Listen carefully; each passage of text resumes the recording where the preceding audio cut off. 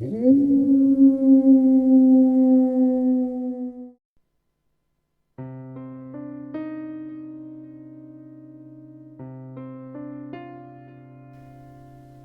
Hannah, I've been doing a lot of running lately. It's an excellent way to stay in shape, obviously, but that's not really why I do it. Mostly, I just like the fresh air and the freedom, you know? It gives me time to think.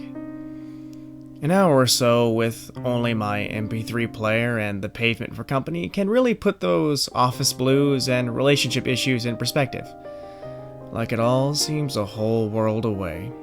Not that it's an avoidance tactic either. I really feel that this time to myself, just thinking, helps me deal with my problems in a more level-headed and effective way when the time comes. I heartily recommend it. Just be careful. I guess I don't quite know how to say this. A couple of weeks ago, you and I had this huge argument. It's funny, I forgot what the argument was even about now. Like I said, the running. It takes your mind off things. So I was stressed, you know. Needed to get out of the house, pound the pavement a little, take my mind off things. I decided upon one of my favorite routes. In a city like this, you've pretty much got to resign yourself to the urban scenery, but there's a nice little park not too far from where I live. You know the one. I'm sure we've been there once or twice. Ordinarily, I'd avoid the park after sundown, just common sense really, but I needed a little greenery to improve my mood. I decided that I'd do a circuit around the outside of the park, close enough to be scenic without being too reckless. It was about 10:15, so while the streets weren't exactly deserted, you could go quite some time without passing another pedestrian or even seeing a car on the road. I was glad for that, though. Usually, my mind can only wander freely if I'm completely in a world of my own, and solitude always helps. I was glad at first, anyway. As I saw the dark outlines of the trees that lined the park come into view, I became dimly aware of a weird, creeping sense of unease. I was unable to drown out this irrational feeling with music even, because it was around this point my iPod began to malfunction. As I got nearer to the park, the reassuring sounds of the White Stripes' Seven Nation Army, a classic motivation song, if a little overplayed, were steadily overtaken by a weird sort of static, unlike anything I'd heard before. It almost sounded like a quiet but persistent cacophony of voices, speaking or laughing, but mingled together so as to create a single, unintelligible sound. I made a note that I had one more thing to deal with tomorrow. Creepy as the sound had been, a broken iPod made me all the more determined to calm my frustration with a nice long run. Still, I was starting to wish that there had been a few more people around, or that it was a little lighter out. It would have been better, even, if the moon weren't hidden behind a dark, foreboding cloak of cloud. But I pushed on. What's the worst that could happen, right? Well, I'll tell you. As I began my circuit around the outside of the park's 3-foot metal fence, the large, central field came into view through a break in the tree line. In the day, the field would be occupied predominantly by people playing sports. Football, frisbee, running like myself, or whatever. Obviously, that was not the case at night, but neither was the field empty. A muffled cry drew my attention to the figure. No, 2 figures near the center of the field. One is holding the other as though in an embrace. In fact, at first, it seemed that they were kissing, or possibly that the larger one was nuzzling the smaller's neck. Seemed an odd time and place for a romance, but I kept on running. It was no business of mine. On the field, the larger figure suddenly jerked its head up away from the kiss? I was becoming less sure.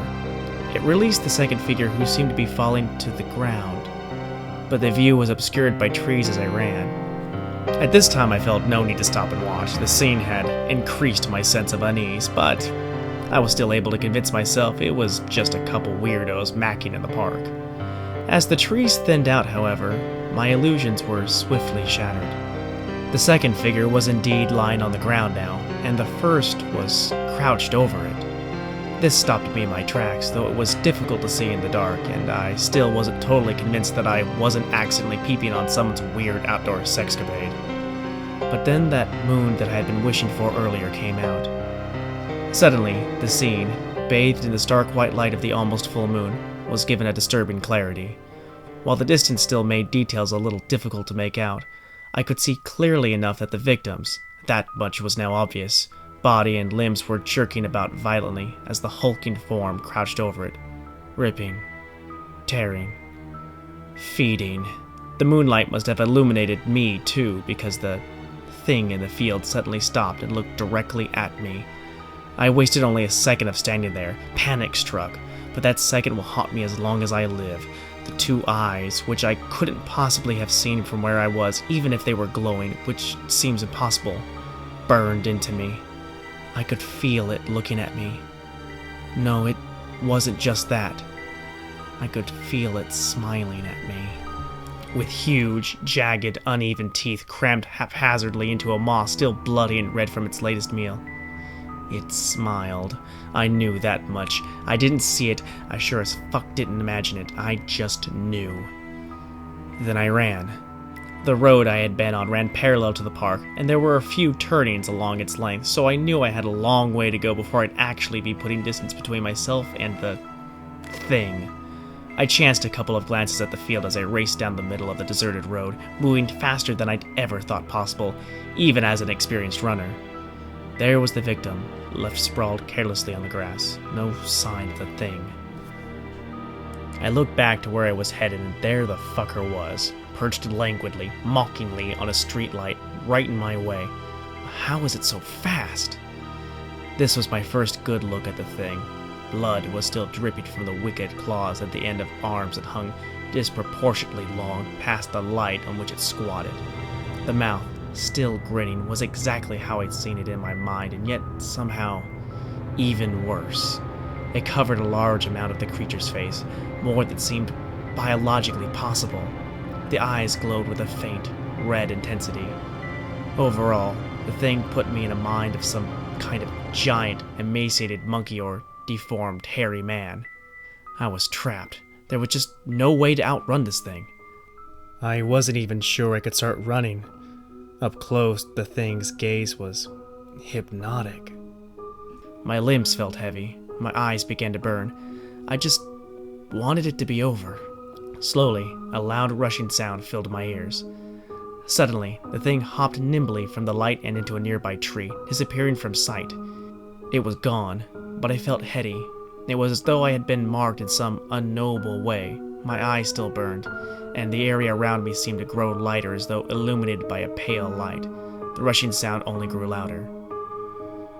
Then it hit me. The car, I mean. Don't worry, no major damage. Apparently the driver had seen me in time to slam on the brakes, so just bruising mostly.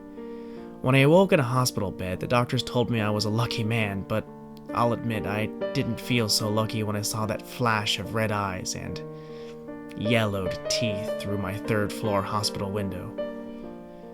Anyway, I wrote you this letter to explain why I wasn't at the hospital when you came to see me, and why you haven't seen me at all since. And, well, I've been doing a lot of running lately. Pray for me. Love, John.